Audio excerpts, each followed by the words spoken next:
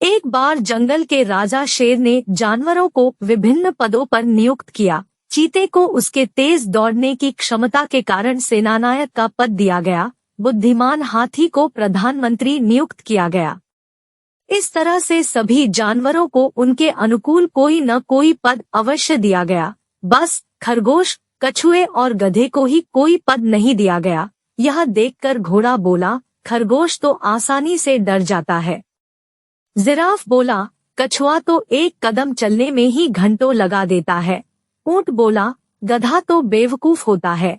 सभी एक स्वर में बोले, ये तीनों किसी कार्य के लायक नहीं है, इसलिए इन्हें कोई पद नहीं मिला।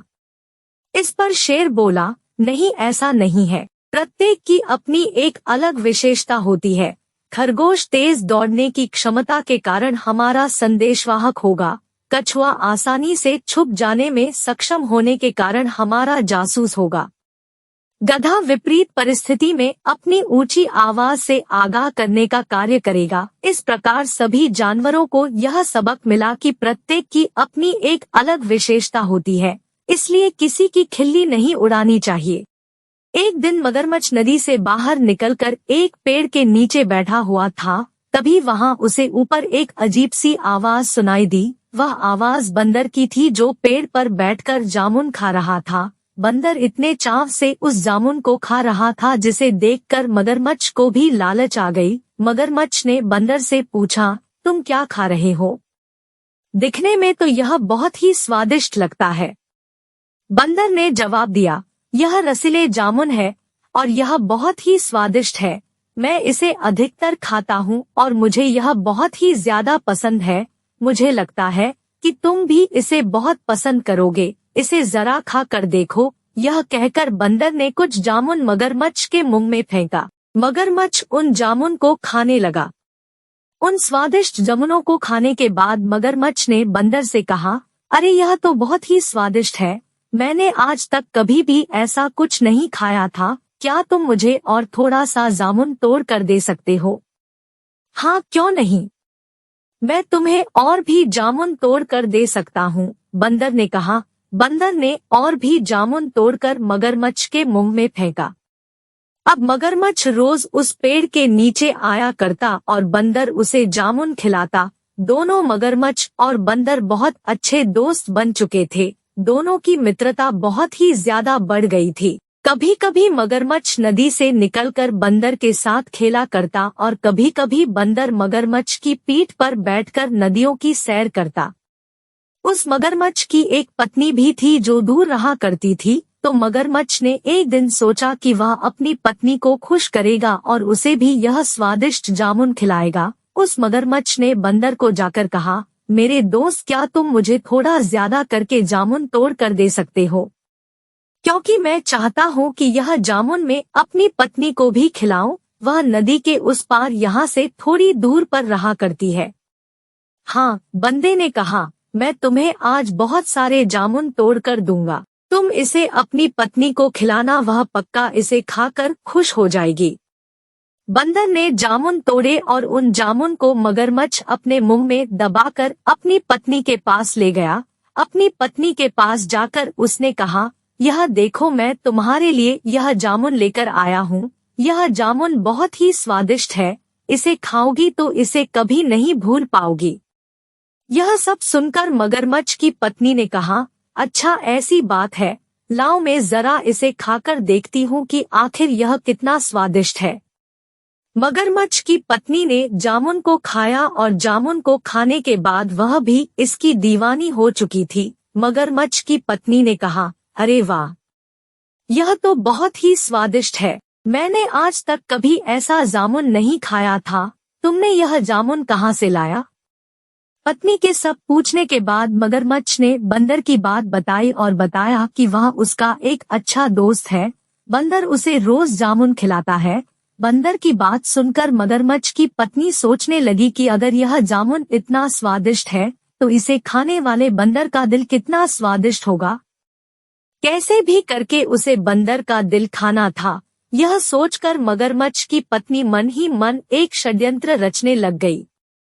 अगले दिन जब मगर कुछ वापस आया तो उसकी पत्नी ने उसे कहा, मेरी तबीयत आज बहुत ज्यादा खराब है और पास के एक वैद्य ने मुझे कहा है कि ठीक होने के लिए मुझे एक बंदर का दिल खाना होगा। अगर मैं उसे नहीं खाऊंगी तो मैं मर भी सकती। अपनी पत्नी की यह बात सुनकर मगरमच्छ उदास हो गया। वह सोचने लगा कि वह बंदर का दिल कैसे लेकर आ सकता है, वह तो उसका एक अच्छा सा दोस्त है। बंदर का दिल लाने के लिए उसे बंदर को मारना होगा। फिर यह सोचकर मगरमच्छ बंदर के पास चला गया। जैसे ही वह बंदर के पास गया तो उसने कहा, मेरे दोस्त, तुमने उस दिन जो जामुन दिए थे, मैंने उसे अपनी पत्नी को खिलाया। वह उन जामुन को खाकर बहुत ही ज्यादा खुश थी और इसी के चलते उसने तुम्हें आज दावत पर बुलाया है। अरे वाह, बंदर ने कहा, यह तो बहुत अच्छी बात है। बहुत लंबा समय हो चुका है, किसी ने अभी तक दावत पर नहीं बुलाया। चलो चलते हैं। यह कहकर बंदर मगरमच्छ की पीठ पर बैठ गया और दोनों के दोनों मगरमच्छ के पत्नी के पास जाने लगे। जब वे रास्ते पर थे तब मगरमच्छ ने बंदर से कहा, मेरी पत्नी का तबीयत बहुत ज्यादा खराब है और उसे तुम्हारा दिल खाना है, इसके बाद ही वह ठीक हो सकती। जैसे ही बंदर ने यह बात सुनी उसने अपना दिमाग दौड़ाया और मगरमच्छ से कहा, अरे, तुम्हें यह बात पहले बतानी चाहिए थी। मैंने अपना दिल तो पेड़ पर रख कर आया है, क्योंकि मैं नहीं चाहता कि वह गिला हो जाए। हमें वापस जाकर उसे लेकर आना होगा। अच्छा, ऐसी बात है, चलो हम उसे जाकर लेकर आते हैं, मगरमच्छ ने कहा। जैसे ही मगरमच्छ किनारे पर पहुंचा बंदर छलांग लगाकर उससे दूर हो गया। उसने मगरमच्छ से कहा, तुम गधे कहीं के, कोई अपना दिल निकालकर किसी को देता है क्या? अगर मैं अपना दिल निकालकर दूंगा तो मैं मर जाऊंगा और लगता है तुम मुझे मारना ही चाहते हो। तुम्हारे जैसा दोस्त होने से अच्छा दोस्त ना ही हो तो ठीक है, जाओ यहाँ से बेवकूफ। इस कहानी से हमें यह सीख मिलती है कि हमें अपनी दोस्ती अच्छे से निभानी चाहिए और किसी के बहकावे में आकर अपने दोस्त को नुकसान नहीं पहुंचाना चाहिए। एक बार की बात है, एक खुशहाल जंगल में सभी प्रकार के जानवर एक साथ खेलते थे और खाना खाते थे, बहुत अच्छा समय बिताते थे। लेकिन एक रैकून था जो कभी भी अपने आरामदायक घर से बाहर नहीं निकलता था।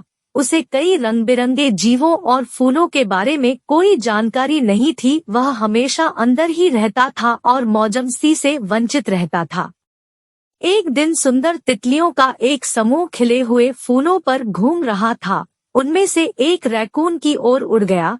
रैकून तितली की सुंदरता से मोहित हो गया था और वास्तव में उसके साथ खेलना चाहता था। जब भी रैकून ने तितली को पकड़ने की कोशिश की, वह उड़ गई। एक नया दोस्त बनाने के लिए रैकून ने बाहर जाने का फैसला किया।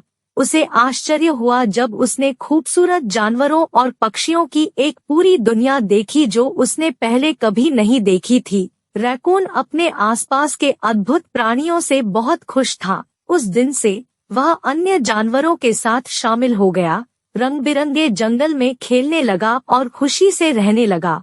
और रैकून ने सीखा कि कभी कभी सबसे अच्छा रोमांच तब होता है जब आप बाहर निकलते हैं और नए दोस्त बनाते हैं। इस कहानी से यह सीख मिलती है कि रैकून की तरह नए दोस्तों का पता लगाने और उनसे मिलने में संकोच न करें। जब आप नई चीजें आजमाते हैं तो अद्भुत चीजें होती है, इसलिए जिज्ञासु बने, बाहर कदम रखें और अपने आसपास की अद्भुत दुनिया का आनंद लें। यह कहानी एक जंगल की है जहाँ 3 बैल एक साथ रहा करते थे। तीनों में अच्छी मित्रता थी और वे एक साथ रहा करते थे। वे एक साथ खुश थे। तीनों बैल एक साथ जंगल में घास चरने जाया करते थे और इसकी वजह से वे सुरक्षित भी थे। जंगल में एक शेर भी था जो बहुत ही खूंखार था। जंगल का शेर हमेशा 3 बैलों पर नजर रखता था और वह उन्हें खाना चाहता था। उसने कई बार उन तीनों पर हमला भी किया, लेकिन वह असफल रहा क्योंकि जब कभी भी वह हमला करता था तो तीनों बैल त्रिकोण बनाकर अपना बचाव करते थे और शेर को मार कर भगा देते थे। इसी वजह से शेर उनका शिकार नहीं कर पा रहा था। दिन भर वह शेर यह सोचता रहता था कि वह किस तरह से उनका शिकार करेगा। बहुत दिनों तक विचार करने के बाद शेर को समझ में आ गया था कि उसे तीनों की मित्रता को तोड़ना होगा और उन्हें अलग करना होगा। इसके लिए उसने एक चाल चली। शेर जंगल में अफवाह फैला दिया कि उन 3 बैलों में से एक बैल अपने दोस्तों को धोखा दे रहा है। जैसे ही यह बात उन बैलों को पता चली तो तीनों की दोस्ती में दरार आने लगा। वह सब एक दूसरे पर शक करने लगे थे। ऐसे में तीनों की मित्रता टूट गई और फिर वे अलग रहने लगे। इसकी वजह से उन्हें अकेले ही जंगल में जाना पड़ता। शेर जो चाहता था वह पूरा हो चुका था। अब वह एक एक करके तीनों का शिकार कर सकता था। एक दिन उसने देखा कि तीनों में से एक बैल जंगल में घास चरने आया था। उसने मौके का फायदा उठाकर उस बैल पर हमला कर दिया और उसे मारकर खा गया। कुछ दिनों बाद उसने दूसरे बैल को भी मार दिया और उसे खा गया। अपने दोनों दोस्तों की मौत की खबर सुनकर तीसरा बैल भी समझ चुका था कि शेर उसे भी मार कर खा जाएगा और वैसा ही हुआ। कुछ दिनों के बाद शेर ने उस तीसरे बैल को भी मार डाला और उसे खा गया। इस कहानी से हमें यह सीख मिलती है कि में बल होता है और कि हमें अफवाह पर भरोसा नहीं करना चाहिए। एक खूबसूरत गांव था।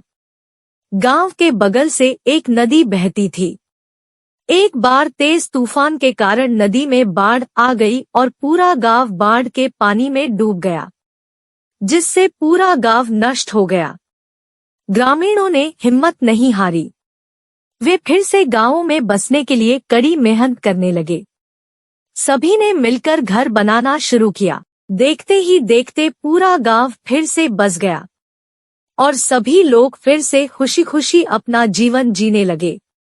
इस कहानी से हमें यह सीख मिलती है कि अगर जीवन में परेशानियां आए तो हमें हार नहीं माननी चाहिए और कड़ी मेहनत करके हम उन समस्याओं से बाहर निकल सकते हैं और एक खुशहाल जीवन जी सकते हैं।